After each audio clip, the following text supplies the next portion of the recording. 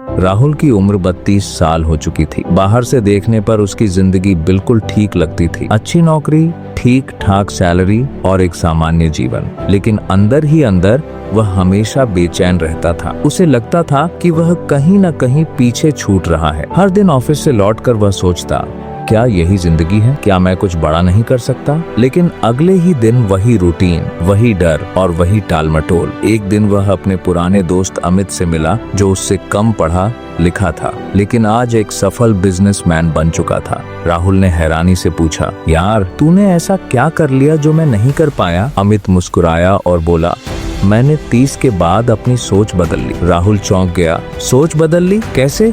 अमित ने गंभीर होकर कहा, 30 के बाद जिंदगी तुम्हें साफ संकेत देने लगती है। अगर तुम उन्हें समझ गए तो आगे बढ़ जाओगे, और अगर नहीं समझे तो वहीं अटक जाओगे। राहुल अब पूरी तरह ध्यान से सुन रहा था। अमित ने आगे कहा, पहली बात, 30 के बाद समय सबसे कीमती होता है। मैंने बेकार के दोस्तों और समय बर्बाद करने वाली आदतों को छोड़ दिया।